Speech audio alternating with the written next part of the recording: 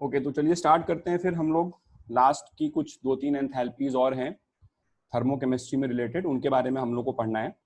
तो सबसे पहला तो हम लोग अभी यहाँ पे आज स्टार्ट करते हैं विथ एंथैल्पी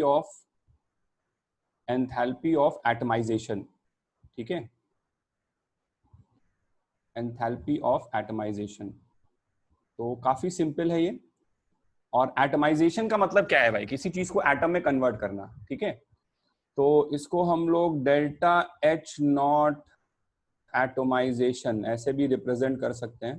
ठीक है, ये इसको रिप्रेजेंट करने का तरीका हो गया। और डेफिनेशन इसकी सब लोग नोट डाउन करिए फटाफट जल्दी से। It is defined as the enthalpy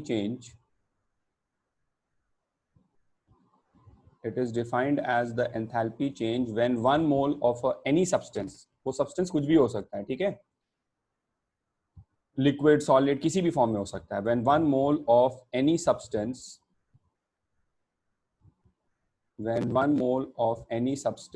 is dissociated into gaseous atoms। ठीक है, किसी भी सब्सटेंस के 1 मोल को हम अगर गैसियस एटम्स में डिसोसिएट कर दें तो उसमें जो भी एंथैल्पी का चेंज होगा उसे हम लोग, जो भी हीट एब्जॉर्ब भी होगी जनरली, है ना, तो जो भी हीट एब्जॉर्ब या एक्सचेंज होगा उसको हम लोग डेल्टा एच नॉट एटमाइजेशन बोलते हैं। ठीक है, तो कोई भी सब्सटेंस आप ले लो, जैसे जैसे फॉर एग्जांपल मान लो आपने H2 गैस लिया। ठीक है, तो H2 गैस को आप इसके गैसियस एटम्स में डिसोसिएट कर दो तो ये 2H गैस बना लेगा। तो यहाँ पे जो एंथैल्पी का चेंज होगा उसे आप delta H naught atomisation of H2 gas बोल सकते हो। ठीक है, delta H naught atomisation of H2 gas. और H2 गैस के लिए delta H naught atomisation will also be equal to delta H, अगर आपको याद आ रहा हो तो bond enthalpy of HH bond, क्योंकि यहाँ पर गैसियस फेज में 1 मोल बॉन्ड का डिसोसिएशन हो रहा है। ठीक है, तो इसे हम लोग delta H bond enthalpy of HH bond बोल सकते हैं। अच्छा, नेक्स्ट सपोज करिए हम लोग H2O गैस ले लें। अब इसका एंथैल्पी ऑफ एटमाइजेशन का मतलब होगा कि इसे हम लोग गैसियस एटम्स में डिसोसिएट कराएं। तो गैसियस एटम्स में डिसोसिएट कराएंगे बच्चों तो O गैस और 2 हाइड्रोजन गैस हो जाएगा। ठीक है, ये गैसियस एटम्स में डिसोसिएशन हुआ और इसको हम लोग रिप्रेजेंट कर देंगे कुछ इस प्रकार से कि this will be equals to delta H naught atomisation of H2O gas, and this will be equals to 2 times delta H bond enthalpy of OH bond, क्योंकि यहाँ पर 2 OH बॉन्ड टूट रहे हैं। ठीक है, तो बॉन्ड एंथैल्पी एक बॉन्ड के लिए डिफाइन होती है और एंथैल्पी ऑफ एटमाइजेशन जो है वो पूरे 1 मोल ऑफ कंपाउंड के लिए डिफाइन होता है। ठीक है, तो ये डिफरेंस समझना थोड़ा सा जरूरी है। इस 2 times bond enthalpy of OH bond. Let's say और कुछ एग्जांपल्स लेते हैं जिससे और कुछ क्लैरिटी आएगी। NH3 गैस को हम लोग अगर एटम्स में ले जाएं तो N gas plus 3H gas. ठीक है, और इसको हम लोग बोलेंगे delta H naught atomisation of NH3 gas. और ये क्या हो जाएगा भाई? This will be equals to 3 times delta H bond enthalpy of NH bond, क्योंकि 1 मोल में 3 NH बॉन्ड है।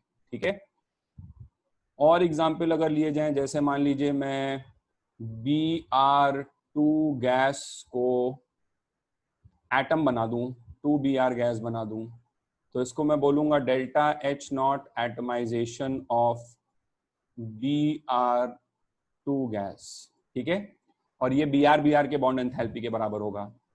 मान लीजिए अगर मैंने Br2 लिक्विड लिया है और इससे मैं 2Br गैस बना दूं, तो यहाँ पे भी तो गैसियस एटम्स में ही हम लोग ब्रेक कर रहे हैं, तो किसी भी सब्सटेंस किसी भी फॉर्म में हो सकता है ना। तो इसको हम लोग बोलेंगे delta H naught atomisation of Br2 liquid. ठीक है, और इसे अगर हम लोग बॉन्ड, जैसे ऊपर वाली जो इक्वेशन है इसमें तो हम लोग बोल सकते हैं कि this will be equals to delta H naught bond enthalpy of Br bond. ठीक है, लेकिन इसको हम लोग क्या बोलेंगे, लिक्विड वाले केस में क्या बोलेंगे, लिक्विड से हमको अगर बॉन्ड एंथैल्पी के टर्म्स में काम करना है तो हमें पहले Br2 गैस में आना पड़ेगा और फिर Br2 गैस से हम लोग बॉन्ड डिसोसिएशन करा सकते हैं। तो delta H naught atomisation of Br2 liquid will be equals to delta H naught vaporization of Br2 liquid plus delta H naught bond enthalpy of Br single bond Br। ठीक है, तो atomisation के लिए आप ये बात समझो कि ऐसा जरूरी नहीं कि गैसियस फेज ही हो, है ना। अगर आप डेफिनेशन ध्यान से पढ़ो तो मैंने क्या बोला यहाँ पे, when 1 mole of any substance, substance किसी भी फॉर्म में हो सकता है, आप उसको बस उसके गैसियस एटम्स में ले जाओ। अब क्या है कि अगर वो खुद ही गैसियस फेज में है तब तो आप बॉन्ड एंथैल्पी का डेटा पुट कर सकते हो, लेकिन अगर वो गैसियस फेज में नहीं है तो जैसे लिक्विड में था अभी Br2 के केस में, तो आप Br2 लिक्विड से गैस में पहले वेपराइजेशन करवा दो और फिर उसके बाद बॉन्ड एंथैल्पी का डेटा पुट करो। ठीक है, तो इसको हम लोग एंथैल्पी ऑफ एटमाइजेशन बोलते हैं। एक आध एग्जांपल और ले लेते हैं। जैसे फॉर एग्जांपल मान लो मेरे पास है HNO3 लिक्विड, तो HNO3 लिक्विड का अगर एंथैल्पी ऑफ एटमाइजेशन लिखना है तो रिएक्शन क्या लिखेंगे। अब इसमें एटम्स क्या क्या दिख रहे हैं भाई, H गैस मतलब HN और 3 O, तो हम लोग बना लेंगे H gas plus O gas plus sorry H gas plus 3O gas कर देते हैं, H gas plus 3O gas और साथ में बना लेंगे N gas. 1 mole of substance is dissociated into gaseous atoms, तो ये हो जाएगा delta H naught atomisation of HNO3 liquid. ठीक है, चलो ये हो गया एंथैल्पी ऑफ एटमाइजेशन का बात। नेक्स्ट हम लोग पढ़ते हैं about the enthalpy of formation of ion. ठीक है, एंथैल्पी ऑफ फॉर्मेशन तो हमने पढ़ा ही हुआ है, एंथैल्पी ऑफ फॉर्मेशन आयन के लिए पढ़ने जा रहे हैं। Delta HF not for ion, ion मतलब कटायन अनायन चार्ज स्पीसीज। ठीक है, तो देखो अब क्या है, आयंस जो है वो गैसियस फेज में स्टेबल नहीं होते हैं। Ions are stable in aqueous solution, क्योंकि एक्वस सोल्यूशन में आपने इनऑर्गेनिक में पढ़ा होगा कि आयंस का स्टेबलाइजेशन होता है by the phenomena called hydration. जैसे Na+ या Cl- पानी में जब जाता है तो पानी के मॉलिक्यूल चारों तरफ से उसको सराउंड कर लेते हैं, इस फिनोमेना को हम लोग सॉल्वेशन भी बोलते हैं, या पानी के पर्टिकुलर केस में हम लोग इसे हाइड्रेशन भी बोलते हैं। तो ions are stable only in aqueous solutions, they are not stable in gas phase. ठीक है, इस बात को चाहो तो अपनी कॉपीज में नोट डाउन कर लो, that ions are stable in aqueous solution, ions are stable in aqueous solution, therefore the enthalpy of formation of ion, therefore the enthalpy of formation of ion is only defined in aqueous state। मतलब हमें ion बनाना होगा तो हमें उस ion को aqueous state में बनाना होगा। ठीक है, क्यों स्टेबल है ये तुम जानते हो, गैस फेज में वो स्टेबल नहीं है। तो अब बस, और एंथैल्पी ऑफ फॉर्मेशन का मतलब क्या होता है, एंथैल्पी ऑफ फॉर्मेशन का मतलब होता है कि किसी भी चीज का 1 मोल बने, किससे बने, from element in their standard stable states, बस इतनी सी बात होती है। तो आप यहां पर क्या करो, 1 मोल आयन बना लो, किससे बना लो, element in their standard stable state से बना लो, लेकिन उस आयन को एक एक्वस सोल्यूशन में बनाओ, आयन का फॉर्मेशन हो जाए, ऐसे समझ लो। ठीक है, तो आइए डेफिनेशन इसकी नोट डाउन करते हैं। तो लिखिए, it is defined as the enthalpy change, it is defined as the enthalpy change when 1 mole of ion, कोई भी आयन हो सकता है, is formed in aqueous state, from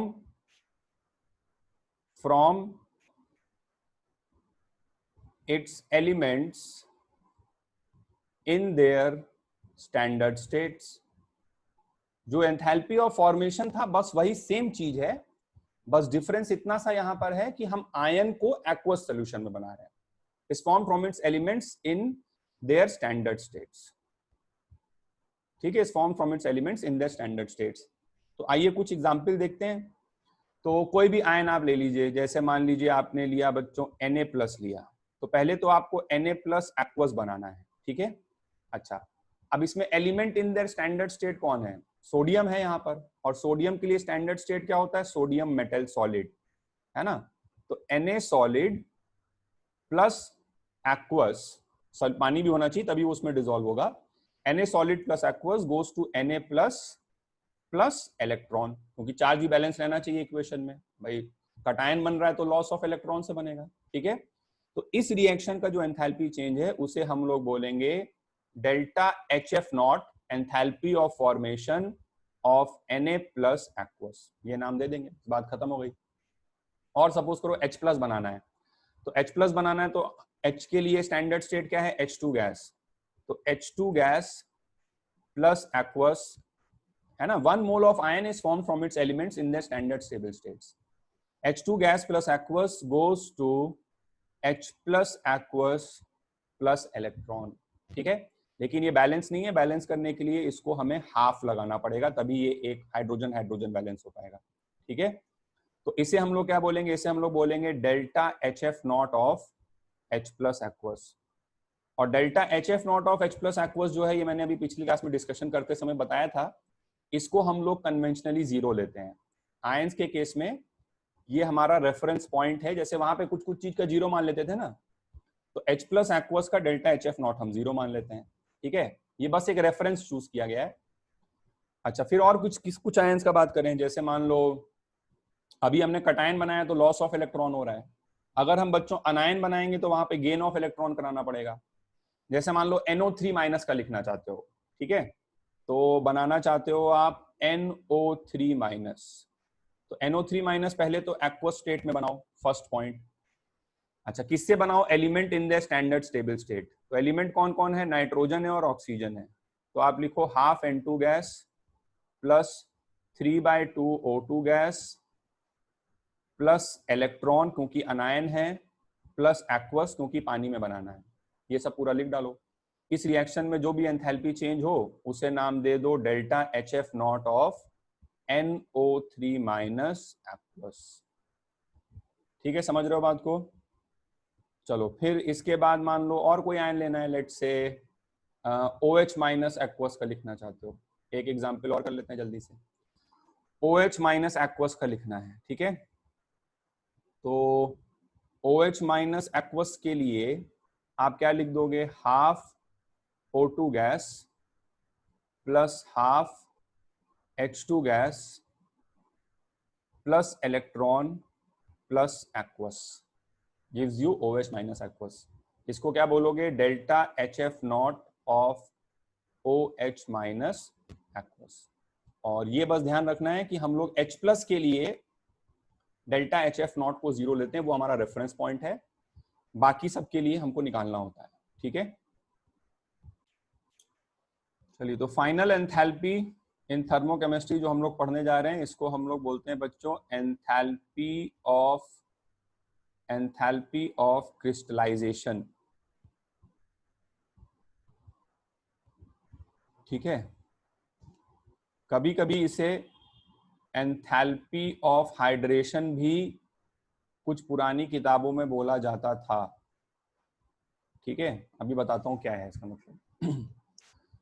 तो देखो क्या होता है कि जैसे तुम समझते हो वो सॉल्ट्स होते हैं ना जो मॉइस्चर एब्जॉर्ब कर लेते हैं, तो उनके दो फॉर्म्स होते हैं, एक एनहाइड्रस फॉर्म होता है, एक हाइड्रेटेड फॉर्म होता है, जैसे कॉपर सल्फेट। तो अब क्या है कि 1 mole of anhydrous salt, 1 mole of anhydrous salt reacts with required amount of H2O।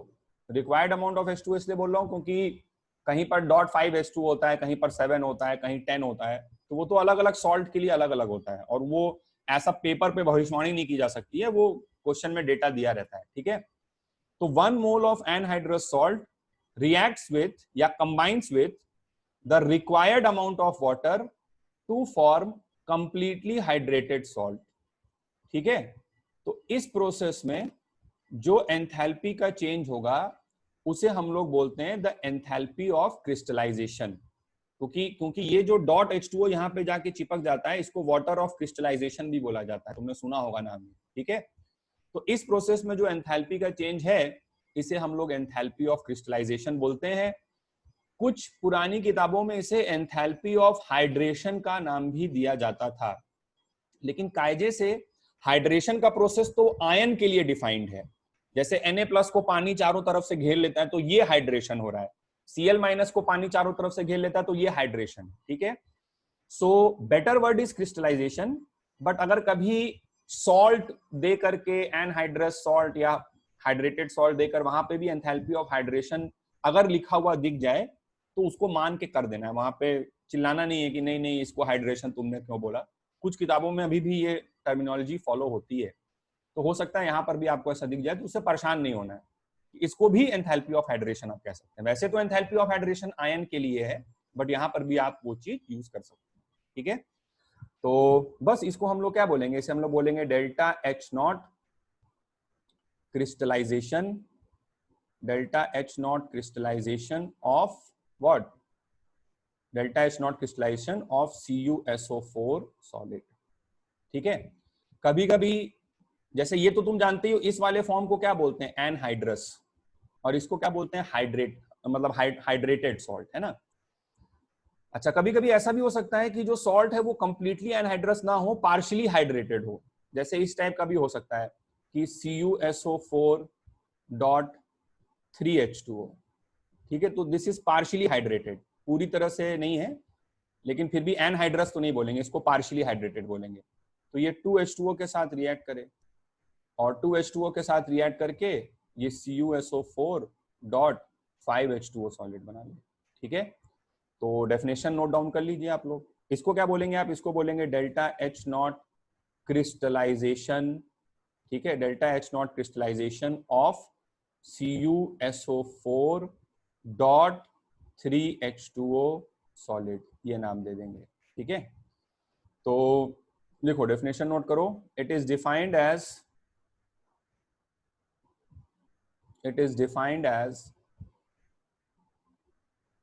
the enthalpy change, it is defined as the enthalpy change when 1 mole, it is defined as the enthalpy change when 1 mole of an anhydrous, it is defined as the enthalpy change when 1 mole of an anhydrous salt or partially hydrated salt, or partially hydrated salt, एक minute रुक जाओ। तो it is defined as the enthalpy change when 1 mole of an anhydrous salt or partially hydrated salt reacts with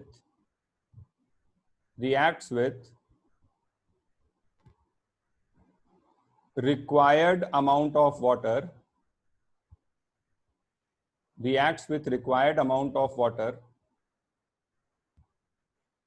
to form completely hydrated salt, ठीक है। अच्छा, फिर इस पर बेस्ड क्वेश्चन कैसे हो सकते हैं, बस इसका एक मेजरमेंट से रिलेटेड क्वेश्चन होता है। ठीक है, तो मेजरमेंट से रिलेटेड क्वेश्चन क्या होता है कि कैसे इसको मेजर करते हैं, तो बस उसके बारे में हम लोग बात कर लेते हैं। ठीक है, कि कैसे इसको नापा जाता है। तो जैसे सपोज करो आपने एनहाइड्रस कॉपर सल्फेट लिया। ठीक है, आपने एनहाइड्रस कॉपर सल्फेट लिया और उसको आपने खूब सारे पानी में डिसॉल्व कर दिया, तो वो खूब सारे इनफाइनाइट क्वांटिटी ऑफ पानी में डिसॉल्व। एक्वस मतलब क्या होता है, बहुत लार्ज क्वांटिटी ऑफ वाटर। तो ये कन्वर्ट हो गया CuSO4 एक्वस में। ठीक है, इस प्रोसेस का एंथैल्पी चेंज मान लो डेल्टा H1 के बराबर है। अच्छा, फिर आपने क्या किया कि हाइड्रेटेड कॉपर सल्फेट भी मान लीजिए ले लिया। CuSO4.5H2O सॉलिड, ठीक है, और इसको खूब सारे पानी में डिसॉल्व कर दिया, इनफाइनाइट क्वांटिटी ऑफ वाटर, तो ये भी किस में कन्वर्ट हो गया, ये भी CuSO4 एक्वस में कन्वर्ट होगा। अब जैसे आप बोलो सर यहाँ तो .5H2 है, तो बेटा वो 5H2 तो सिंपली वाटर ऑफ क्रिस्टलाइजेशन है ना, वो सॉलिड फेज में रह सकता है। जब उसको बहुत लार्ज क्वांटिटी ऑफ पानी में डिसॉल्व कर दोगे तो इसका मॉलिक्यूल जो है वो सब ब्रेक हो जाएगा बेसिकली, और बहुत लार्ज क्वांटिटी ऑफ पानी में 5 मोल पानी और मिल जाएगा तो उससे कुछ फर्क नहीं पड़ेगा, क्योंकि पहले से इनफाइनाइट क्वांटिटी ऑफ पानी है, उसमें 5 मोल पानी और आ गया तो क्या फर्क पड़ रहा है उससे, ठीक है। तो 1 मोल आप ले लो इसका एनहाइड्रस सॉल्ट का, इसको भी खूब सारे पानी में डिसॉल्व कर दो, 1 मोल हाइड्रेटेड सॉल्ट का ले लो, इसको भी खूब सारे पानी में डिसॉल्व कर दो, दोनों केस का एंथैल्पी मेजर कर लो, डेल्टा H1 डेल्टा H2 जो भी हीट का एक्सचेंज हुआ, ठीक है। अब तुम्हें एंथैल्पी ऑफ क्रिस्टलाइजेशन अगर लाना है, ठीक है, तो तुम्हें बेसिकली सोचना है कि CuSO4 सॉलिड से हम लोग CuSO4.5H2O सॉलिड में कैसे जाएं, ये प्रोसेस तुमको चाहिए। तो ये प्रोसेस कैसे आ जाएगा, अगर ये इक्वेशन नंबर 1 है और ये इक्वेशन नंबर 2 है, तो आप 1 - 2 कर दो, बस बात खत्म हो गया। 1 - 2 करोगे तो ये वाली इक्वेशन आ जाएगी कि कॉपर सल्फेट से आप कॉपर सल्फेट .5H2O में जा रहे हो, तो इसका एंथैल्पी चेंज हो जाएगा delta H1 minus delta H2 के बराबर, बस ये आ जाएगा दोनों को माइनस करके, ठीक है।